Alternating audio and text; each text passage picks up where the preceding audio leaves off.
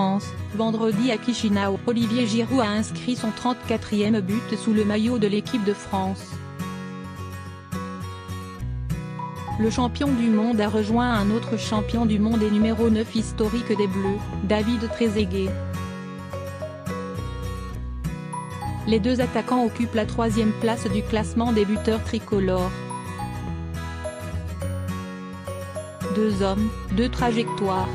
15 juillet 2018. Moscou.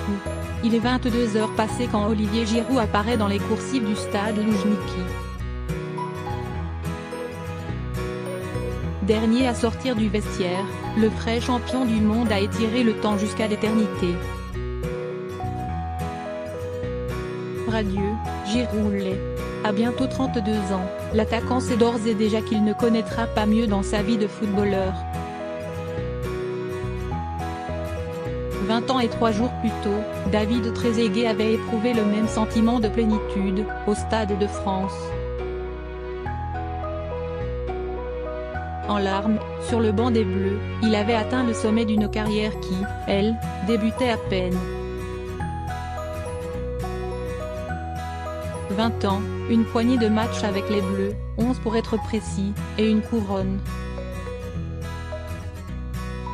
Déjà point vendredi soir, dans un cadre plus champêtre que ceux de Moscou ou de Saint-Denis, les deux hommes se sont rapprochés un peu plus, quand Olivier Giroud, d'une reprise de près, a marqué son 34e but sous les couleurs de l'équipe de France.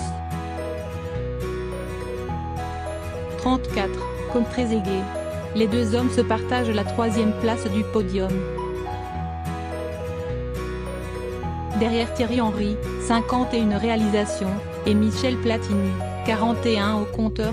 Précocité et maturité. Giroud est parvenu à cette marque en 88 sélections, Trezeguet en 74. L'objet, ici, n'est pas de comparer les performances des deux hommes, mais de se rendre compte que, l'un comme l'autre, sont arrivés au même point comptable en franchissant des obstacles qu'ils n'avaient probablement pas soupçonnés quand ils ont fait leur premier pas sur un terrain de football. À la précocité exceptionnelle d'un David Trezeguet, Olivier Giroud a répondu par une lente maturation qui l'a mené jusque chez les Bleus, à l'automne 2011. De Grenoble à Tours, en passant par Istres, rien ne le prédestinait à gravir de tels sommets. Quand il est apparu sous le maillot bleu un soir d'amicale face aux États-Unis, sur la lancée montpelliéraine d'une saison qui allait devenir historique, Giroud était vu comme un complément idéal de Karim Benzema, par le sélectionneur d'alors, Laurent Blanc.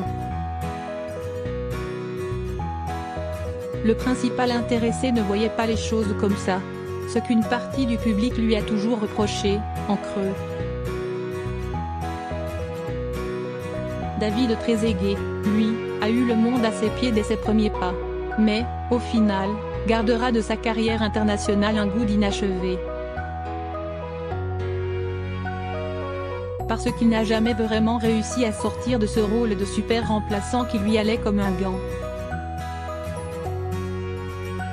C'eût pu être en 2000, à l'Euro. Mais Anelka et surtout Henry, à qui l'aile ne suffisait plus, lui étaient passés devant. Le mois de juin avait été douloureux pour Trezeguet. Heureusement, il y avait eu juillet pour panser les plaies, d'une reprise du gauche gravée dans l'histoire tricolore.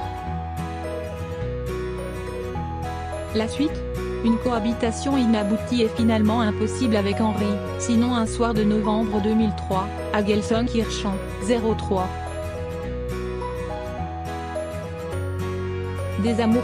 Mais les deux hommes partagent un point commun, qui va au-delà du nombre de fois où ils ont fait trembler les filets sous la tunique bleue. Elle réside en un des amours, celui du public, qui ne laisse rien passer à Giroud, pas le moindre de ses ratés. Et ce sera le cas jusqu'à la fin de sa carrière.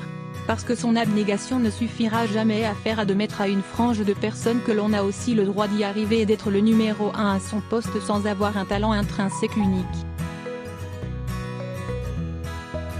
Le désamour dont a été victime Trezeguet n'a pas grand-chose à voir avec les tribunes.